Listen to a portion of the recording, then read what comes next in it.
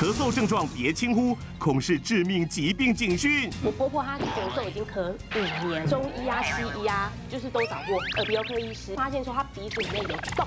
鼻中隔破洞，咳了2、3个月，他给我看卫生纸上面有一些血是真的是鲜红色，等抽血检查的时候又一坨这样子，对，呼吸道的地方一直喷血，他已经是肺癌的末期了。哎呦，对。今晚10点，东森综合台32频道医师好辣。